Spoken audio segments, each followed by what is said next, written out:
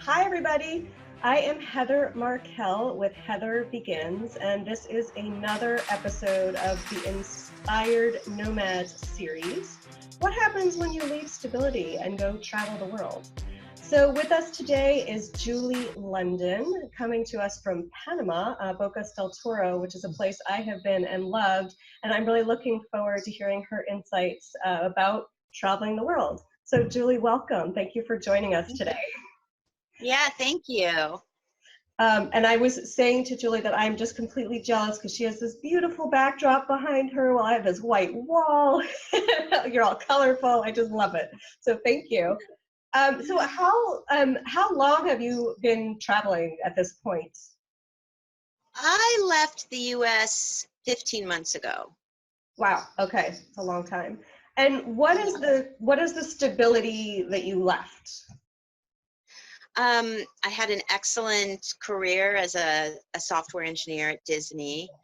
I left my condo, I sold that, my car. I gave away basically almost everything I own except for the sentimental things. You know what? Let me ask you something. Okay, so I'm hearing you gave away a lot. Did you try to sell a lot of your stuff as well? I really didn't, mostly because I'm lazy. Also because I thought maybe the tax credit might be beneficial to me. Yeah, so no, I just donated almost all of it, including a massive Star Wars collection, Oh my which I God. held on to, but I, somebody else will enjoy it instead of it sitting in storage. yes, wow, you probably made somebody very, very happy. Well, you know what? There's always karma, right? So somehow that's going to come back to you. I Maybe hope like, so. I hope so. maybe like be an extra in a future Star Wars movie or something. Right, right. Um, so what's the reason that so it sounds like you had a good job, you had stuff, like why bother leaving all of that behind? Um, well, I spent a year traveling when I was in my late 20s, and it was just such a life transforming event for me. And when I came back, it was a really rough landing back into American culture and our whole focus on consumerism and materialism, Yeah. loss of community. And I started planning then. I mean, this was something I've basically been planning for almost 20 years, just putting all the steps in place. It took that long to, gather the financial resources, basically. But basically, it mostly represents a rejection of standard American culture and also just my desire to have new experiences and understand how other people are living their lives. Yeah, and I think we talked about you had studied anthropology. Coincidentally, it turns out we're both graduate and undergraduate of the same college. So shout out to Yeah. George Washington University. um, so, um, so, that's something that I've been wrestling with actually. So I'm curious because as I travel and I'm spending so much less than I ever did back in New York and looking around me, I mean, I'm most places apart from the US and Western Europe that I've been on this journey they have so much less money and less stuff and their homes are smaller, and it really is starting to make me, I'm really wrestling with that. Like, why is it that the wealth is so different? And you see, I mean, you must be, you're happy, right? You're happy, but you don't need all of that stuff to be happy. So You don't. And I was just, because I'm getting ready to go to Honduras for the summer, so I'm packing the little things I have. I'm living in Bocas del Toro more or less now, but I'm still living out of a suitcase. yeah. And I was looking at my little pile of clothes, and it's a really little pile. It doesn't even fit one drawer that I used to have. And I was thinking, I have everything I need. Yeah. I don't need more than this. I don't need more than 2 pairs of jeans or 4 pairs of shoes or whatever it is. Yeah. But it's amazing. So when you started your journey, and I'm sorry, if you might be able to hear the truck in the background beeping. Sorry about that. When you started this journey, you've talked about the rejection of the cultural values and so forth, but was there a goal in mind that you had at the time that you left? Well, my goal was really just to get out.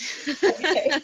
Yeah. So, I mean, I have small goals. I mean, they're difficult goals for me, but relatively small in the grand scheme, like to become fluent in Spanish and to spend more time in nature, which has been very easy on this journey so far.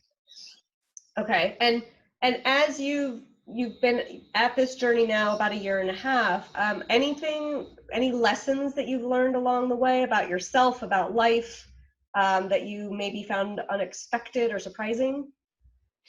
Yeah, the main thing, I think the main takeaway for me is that the less expectations, the better. Because if you have expectations and they don't go your way, the natural response is to be disappointed. So Right. if you can remove expectations from the equation, then you can just sort of enjoy the experience for what it is. Yeah. Yeah. So, and when you say remove the expectations, it's about the journey or about more than that? More about like what you're expecting to see. Like I spent a month in Costa Rica and I had all of these visions of just tramping through the jungle and seeing Yeah. sloths like dancing in the trees, and Costa Rica is much more heavily touristed than I expected, so it was hard to get away from people. And at first I was really disappointed because I'd go to a national park hoping to see all these animals, but there'd be people on the trails everywhere and children crying and screaming, and I couldn't see anything. And I finally just realized, like, Costa Rica is a wonderful place, but it's not what I expected. But now that I Okay. just sort of take it at what it is, I can enjoy it and not be disappointed. And have you, during the 15 months, about how much time, which countries did you go to, and how much time-ish did you spend in each? Yeah, I like to travel slowly. You know, like when I'm in a country, I'd rather stay in a city for a week or 10 days or whatever to just sort of get more of an experience of it Yeah. and understanding of it. But I started in Mexico in Puerto Vallarta because my sister lived there. So I spent about 3 weeks with her. And then I went to Mexico City, where coincidentally I had several friends who didn't even know each other who just happened to be in the city. So that was nice. Wow. And then I went to Costa Rica for a month. And then I came to Bocas del Toro for 2 weeks. Yep. But it really ended up being, I mean, I'm still here. So I've gone back to the States twice to visit friends and family for a wedding, and I went to Colombia, the Amazon, and Curacao because that's a place that I thought I might want to settle. When I left, I had a list of places that I thought I might want to settle, and Bocas del Toro was one, Curacao was another. So I had an opportunity to see that and realize that Curacao is not for me. Mm-hmm. Great. And what are you doing or have you found as ways to make money? Because I think that's something that as people leave stability behind, and even if you save up, the money's going to last a certain amount of time, and then you may need more. So what have you found? Well, I've been fortunate because I had a high-paying career, and Yes. being a single woman without children, I was able to save a very large. And when I would get a raise, I wouldn't, you know, go buy a fancy car or buy a fancier house. I just kept my, you know. So I'm fortunate. I'm living off of my investment. Okay, that's great. Yeah, and I think something I've talked about with a few people so far is I think when you set out to do this journey, I mean, I certainly took a long time to do it because I thought that you can only do this if you're wealthy.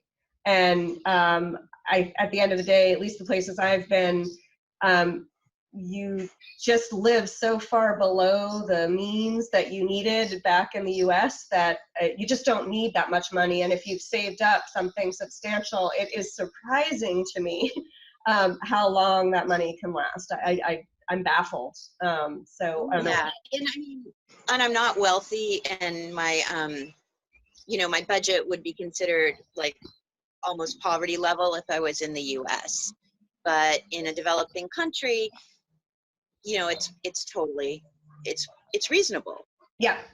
Have you come across any, I know something that has happened to me a few times is I'm just innately good at like selling. So, you know, oftentimes I'll be in a store and just be excited about either maybe a woman's got trying an outfit on and I just will like tell her like why I think it looks good or bad, or you know, I was in a tea store once and knew the teas, and these gentlemen were trying to pick one, and I told them all about my favorite one of the teas, so they bought 5 boxes of it, and you know, I'm frequently asked by shop owners if I want a job. So does that ever happen to you? Like some random person asking you if you need a job?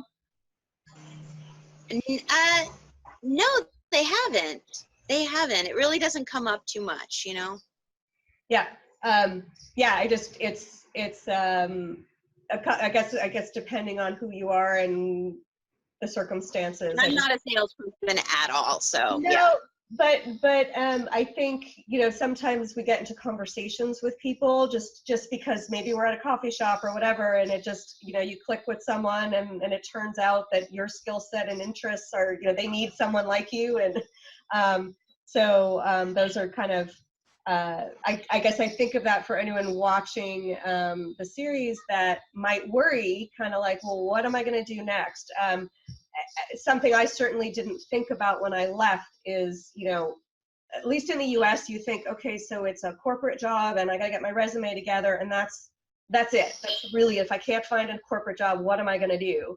And traveling, it's like there's so many things you can do, so many ways to make money, and a lot of it is through connections. A lot of it is, I mean, gosh, this necklace, I don't know if you can see it, but this necklace I'm wearing, I bought in Markel a few weeks ago, and it's this guy that has traveled all over the world and learned different wire wrapping techniques and buys beautiful stones and basically makes his living. And again, he's not wealthy, but I mean, he's traveling the world and wrapping beautiful stones with jewelry, and he sells his jewelry in different places and makes enough money to live. So these are various ways that, you know, that if you're watching the series, just remember that opportunities to make money are kind of all around us, and just, you know, don't make sure that you consider that, and you don't have to worry that if you leave something, you'll never find work again. Yeah, absolutely. And I've met several people who have found good jobs online teaching English, or even a woman I met here who is a school psychologist, and she works remotely. Wow. Okay. Yeah, remote work too is another great opportunity that's available to all of us. So I love that too. Curious question. So the tattoos, did you get those while traveling, before traveling? This one, the octopus, is the newest one. Yes, I got that here in Bocas, and it's supposed to remind me to not take things too seriously, because they actually, that wasn't the intention, but it's a decapus because it's got 10 arms. That's fabulous. Okay, that is cool. Yeah, and the other one this is my dog memorial arm, and this one is a cover-up of a tattoo that I got when I was in Indonesia from a medicine man, and it looked like a total prison tattoo. It was so jacked up. So how funny. Okay, no, I love, and that is a great reminder, right? Not to take things too seriously. Also, while we travel sometimes, because yeah, you've got to have a sense of humor and just roll with things. Otherwise, you'll drive yourself crazy. Yeah, and curious because I'm noticing. Is this also something? The bracelets, have they Did you get them while traveling or have them before? This one is actually from my time in San Francisco. This one is probably 15 years old. Just a reminder of old friends. This one I got in Guatemala. This one I don't know. Doesn't, yeah. Okay. Yeah, because a few of us are racking up bracelets. I have a bunch of necklaces now. I don't know. There's something about the travel. If anyone has gone to Vietnam, you get these like fabric bracelets that you are on you till they fall off or you cut them off. So yeah. So for anyone watching this and kind of perhaps wanting to do this crazy thing where they're going to leave the work behind and go travel for an extended period of time, what would be like your biggest tip or recommendation for someone like that? Plan ahead, have a plan in place, because otherwise it's everything is just going to be too chaotic. Yeah. And for me, the anxiety level of not knowing how I'm going to function, and it was just a lot of things that have to be taken into consideration, like how are you going to handle your health insurance and your cell phone and your snail mail. Those were really like 3 big pieces that I figured out while I was traveling, that it would have just eased some stress and been easier to accomplish if I had done it before I left. Speaking of it, and obviously for anyone listening, you need to do your own research on these things because you are an individual. The country that you're from, your income level, your work situation, all these things are individual to you. So the question I'm about to ask, please do not take the answer as the answer. You need to research.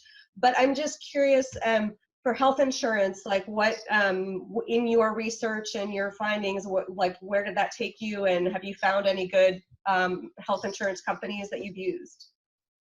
Yeah, so I ended up going with an international plan through Cigna, which is not the same Cigna that we have in the US. I think it's like an umbrella company somehow, but they're not directly related. Okay.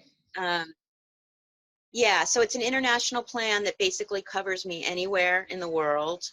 The premium depends on your home country, and it also gives me 3 months of coverage in the US if I happen to be there or I decided I wanted to go back there for treatment or something like that. And the cost is significantly less than I would pay for coverage in the US, of course. Okay. And have you ever heard of World Nomads or used them? Yeah, I've heard of them, and I started looking into policies like that, but a lot of them didn't seem comprehensive enough. They seemed more geared towards medical emergencies you might experience while traveling, or they were for a finite period of time. And the policy that I have, I can have for the rest of my life if I choose to. Okay. You know, they have a full rider out, so you know, you have to provide information on any pre-existing conditions and all of that sort of thing that they take into account when they're figuring out the premium for you. But then you're good once you're in. Okay. That's great. So this is a topic that hasn't come up yet. So thank you, because I do think for anyone that wants to travel for more than 3 or 6 months, you are going to run into needing a more extensive insurance policy. So great. So there's a couple of ideas to look into: Cigna International, World Nomads, and you also mentioned before. It's funny. I'm the same as you. I think it was. I looked in a journal before, like while I was packing my stuff up and putting it into storage. I found something I wrote 18 years before, wondering what my life would be like if I just did what I wanted, which was just like quit and go travel. Yeah. So in terms of, you mentioned how you had saved as well. Any tips for anyone on good ways to save money? I think if you can make a distinction in your mind between the things that you need and the versus the things that you actually want, because there's a huge divide there. Yeah. And what we really need is not much, you know. Right. We've been programmed to think that we need, you know, the hand mixers and the blenders and the Cuisinarts and every fancy gadget every year and all of the new clothes all the time. That's, I mean, for me, just not spending, Right. except on things that were important to me, like trips, traveling. I've always been willing to spend money on, but I've never been a big shopper, or, you know, the things have never been important to me. So that, I mean, it was relatively easy for me. I know it's hard for a lot of people.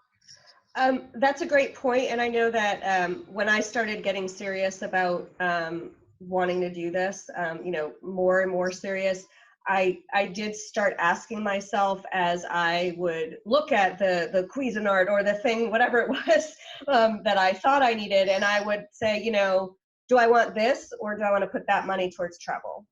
Exactly. And if you think about it, if you are serious about traveling, you're actually not going to be able to take with you most of the stuff. Right. So, right. So you're kind of basically buying stuff that you're either going to pay for in storage or give to someone else anyway. So consider that, Right. Right?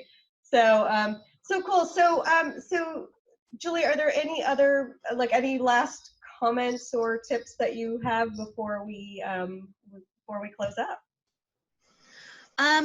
I would say, you know, one of the best things that you can do, not just if you are interested in a life of travel, but just in general, is to become educated about financial management, you know, Yep. and take the time, because if you pay attention, you can save a lot more money than you think you can.